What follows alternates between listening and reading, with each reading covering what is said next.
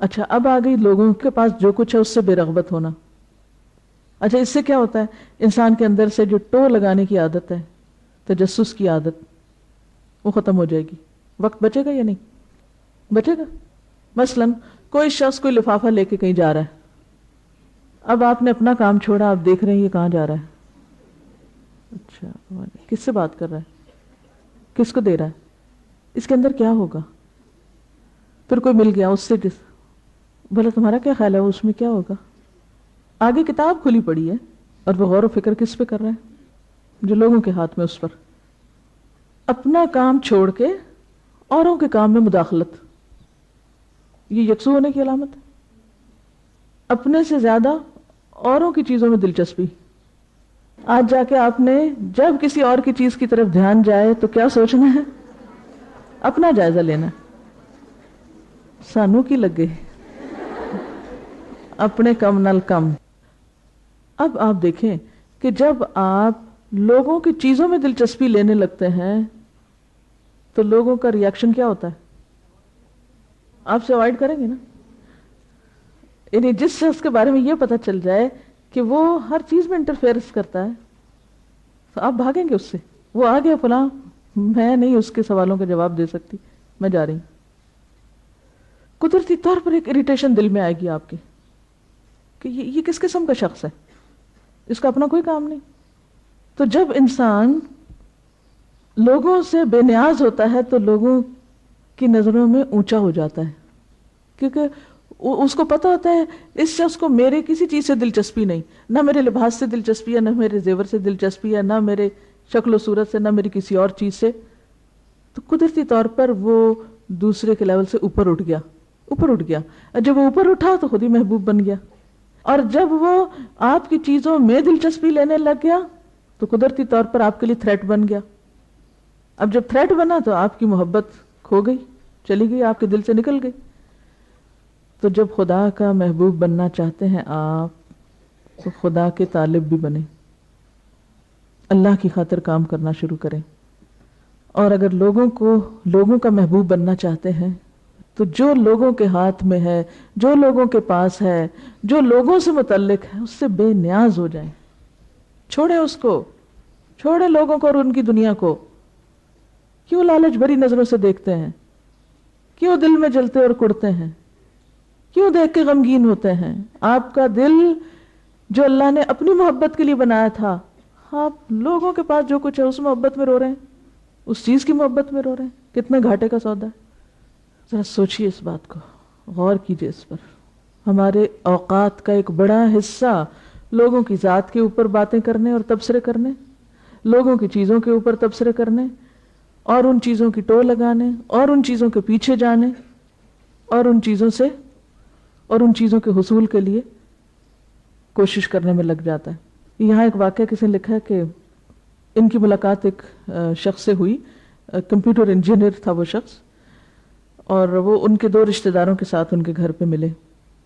اس وقت وہ سرکاری ملازم تھے. وہ شخص کہتے ہیں کہ میں 1 گھنٹہ تک وہاں رہا. اس پورے وقت میں نے دیکھا کہ وہ شخص اپنے فن کا ماہر ہے، انتہائی ایکسپرٹ ہے. تو میں نے غور کیا کہ اس کی زندگی کیا خاص بات ہے کہ یہ اپنے فن کا ماہر ہے. تو میں نے سوچا کہ اس کے اندر کیا چیز ہے.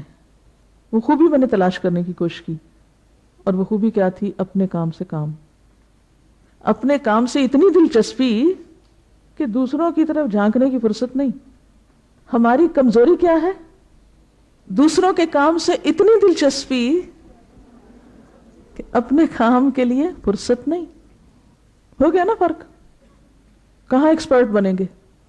کس چیز کے ماہر بنیں گے؟ صرف ٹو لگانے کے ماہر ہو سکتے ہیں. جب آپ اپنے کام سے کام رکھتے ہیں نا تو آپ کسی کے لیے مسئلے نہیں پیدا کرتے، اور جب آپ کسی کے لیے مسئلہ نہیں پیدا کرتے تو کیا ہوتا ہے؟ بے ضرر ہو جاتے ہیں. جب آپ بے ضرر ہو جاتے ہیں تو پھر لوگ آپ سے محبت کرنے لگتے ہیں، کیونکہ آپ کسی کے لیے نہ تھریٹ ہیں، نہ آپ کسی کو نقصان دینے والے ہیں، نہ آپ کسی کے لیے مسئلہ پیدا کرنے والے ہیں، کیونکہ آپ کو غرض نہیں اس سے کہ کسی کے ہاتھ میں کیا ہے، کسی کے پاس کیا ہے، کتنا ہے، کہاں سے کوئی کیا کر رہا ہے، کیا نہیں کر رہا. ہاں اگر کوئی خرابی نظر آتی تو اس کے لیے آپ تڑپیں گے، اور وہ ایک اور عمل ہوگا کہ آپ دعا بھی کریں گے اور اس کو دور کرنے کے.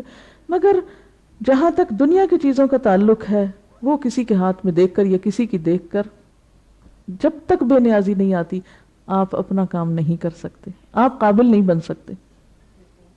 اچھا بعض لوگ کیا ہوتے ہیں، کوئی مشکل آ گئی، کوئی چوری ہو گئی چیز، کوئی کھو گئی، کوئی چلی گئی، اب اس کے پیچھے اتنا غم منائیں گے کہ اپنی صحت تباہ کر لیں گے، اور وہ جو انرجی لگنی تھی کسی تعمیری کام میں وہ کس میں لگ گئی، اس چیز میں جو ہاتھ میں آنے والی نہیں۔ اب ہونا کیا چاہیے، جو چیز ہاتھ سے چلی گئی نقصان کا سبب جان کر ان سارے دروازوں کو بند کریں جہاں سے نقصان ہوتا ہے، اس کی مرمت کریں، اور اس کے بعد اس کی تلافی کرنے کا طریقہ سوچیں۔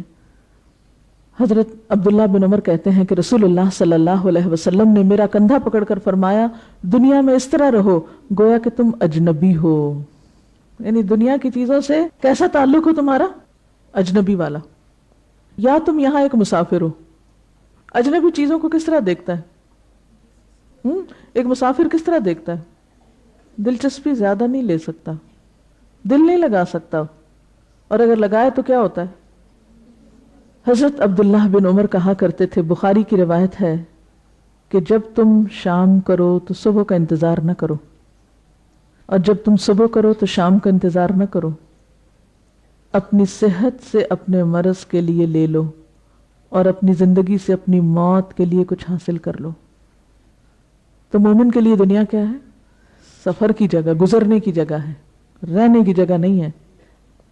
اور جب یہ اس احساس کے ساتھ ہم جیتے ہیں نا تو ہمارا پھر دلچسپی نہیں زیادہ ہوتی پھر دنیا میں۔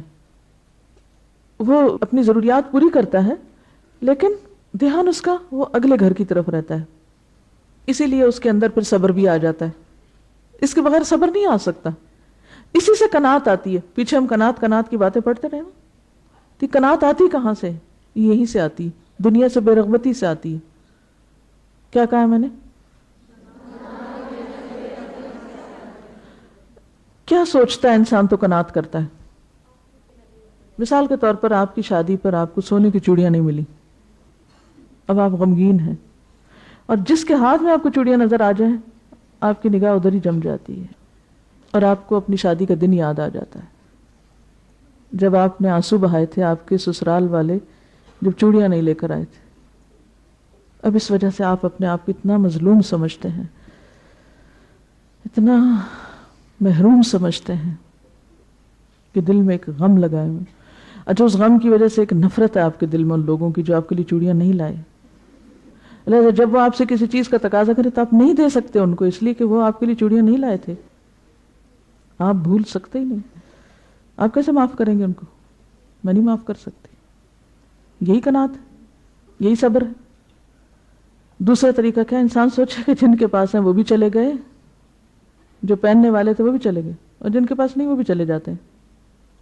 ہاں اگر وہ کام میں کر لوں کہ جس کے نتیجے میں وہاں ان کو سونے کے کنگن پہنائے جائیں گے اور ریشم کا لباس، تو مجھے وہ کر لینا چاہیے تاکہ وہاں نہ محروم رہوں۔ وہاں کی محرومی اصل محرومی ہے، نہ کہ اس وقتی واقعے کا غم لگا کر اپنی آخرت کی چوڑیاں بھی کھو دوں۔ تو جو شخص اس دنیا کے عارضی پن کو نہیں پہچانتا، نہ وہ صبر کر سکتا ہے اور نہ وہ قناعت کر سکتا ہے، اور جو دنیا کی زندگی کی قیمت نہیں جانتا وہ ہر مرتے ہوئے لمحے سے فائدہ نہیں اٹھاتا اور ایک دن خود بھی بیکار مر جاتا ہے۔ تو جب تک آخرت منزل نہیں ہوگی ان لمحات سے فائدہ نہیں اٹھا سکتے، ورنہ انہی کام کے لمحات کو آپ ادھر اور ادھر اور ادھر گنوا کے ضائع کر دیں گے۔ ہمارا سب سے بڑا ٹائم ویسٹر غیر ضروری غیر متعلق باتوں میں وقت ضائع کرنا ہے، جن چیزوں کی کوئی اہمیت نہیں ان چیزوں کے پیچھے مرنا ہے۔ اب آپ دیکھیں کہ جس نے صبح سے شام کا انتظار نہیں کرنا وہ کیسے دن گزارے گا؟ بتائیے کیسے دن گزارے گا؟ جب مجھے پتا ہو پتہ نہیں شام ہونی ہے کہ نہیں تو میرا دن کیسے گزرے گا؟ شام ہونے پر جب مجھے یہ پتا ہو پتہ نہیں سویر ہونی ہے کہ نہیں تو دن کیسے گزرے گا؟ ٹو لگاتے اور دوسروں کی چیزیں دیکھتے اور ان میں دلچسپی لیتے، اور جو پاس نہیں ہے ان پہ اس پہ غم مناتے، یا جو پاس ہے اسے استعمال کرتے۔ مکمل طور پہ شخصیت تبدیل ہو جاتی ہے، ساری عادتیں بدل جاتی ہیں اگر ایک چیز اندر آ جائے، سب بیلنس کر دیتی ہے، اور وہ ہے دنیا پیچھے اور آخرت آگے، وہ منزل بن جائے۔ یہ ٹارگٹ ہٹا کے اصل ٹارگٹ سامنے رکھ لیا جائے۔ اللہ تعالیٰ ہمیں اس کی توفیق عطا فرمائے۔ وآخر دعوانا ان الحمد للہ رب العالمین۔ سبحانک اللہم و بحمدک نشهد ان لا الہ الا انت نستغفرک ونتوب الیک. السلام علیکم ورحمۃ اللہ وبرکاتہ.